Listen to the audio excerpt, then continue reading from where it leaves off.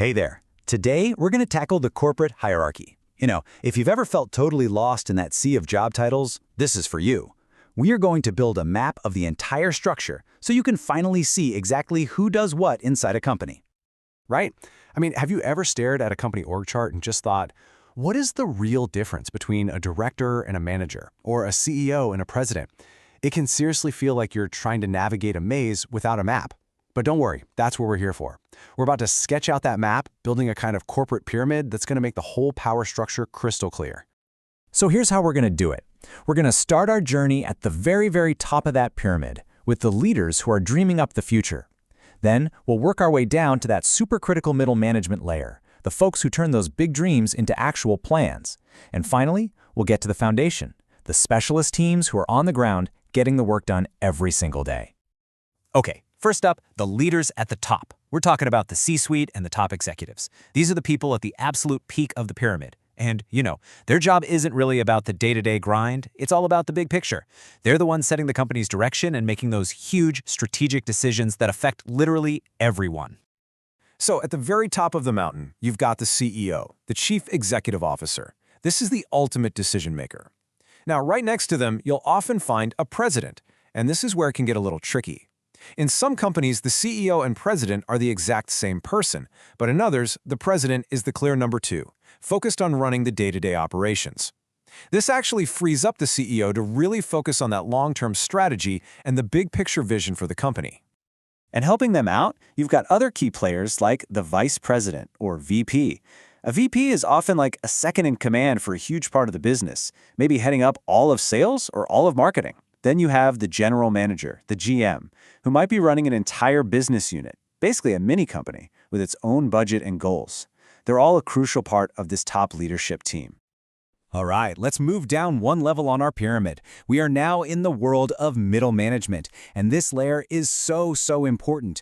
If the leaders at the top are deciding where the destination is, these are the people who are actually drawing the map to get there and making sure the whole team is moving in the right direction. They are the essential bridge between the big ideas and getting things done. And here, you can really see how that flow works. It usually starts with a director, who's in charge of a whole department. They take those big picture goals from the VPs and break them down into things the department can actually work on. Under them, a manager leads a specific team to get those things done. And finally, you have a supervisor who's right there on the front lines guiding the day-to-day work of individual employees. See? It's a cascade of responsibility, all the way from the big strategy down to the individual task. And now, we get to the foundation of the pyramid. These are the departments, the specialists, the people who are the real engine of the company. These are the experts who actually create the products, sell them, support customers, and manage all the resources. And you'll probably notice as we go, we've put in the Mandarin titles for a lot of these roles, just to show how these structures work all over the world. Let's kick things off with finance and accounting, the department that keeps track of the company's money. Here you've got your accountants, who are meticulously tracking every single dollar. They handle the books, the taxes, they make sure everything is accurate. Basically, they can tell you exactly where the company's money went. And then you've got financial analysts, who take all that data and look to the future. And that's really their whole job. A financial analyst is a forward thinker. They build models, they ask what if, and they advise the leaders on the smartest ways to invest money to help the company grow. They are the company's financial fortune tellers, in a way. Okay, next up are the teams that talk directly to the public. The journey usually begins with marketing specialists. Think of them as the company's storytellers. They get the word out and build excitement for the products. Then, a salesperson takes that story and connects one-on-one with customers to turn that interest into actual sales. But it doesn't stop there. The customer service rep is totally vital for helping with any problems and keeping those customers happy and loyal. Let's be real. A company is nothing without its people. And that's where human resources comes in. The HR manager looks after the entire employee experience, from hiring and training all the way to shaping the company culture. And a super important specialist on their team is the recruiter. They're like talent scouts, always on the lookout for the best new people to bring into the family.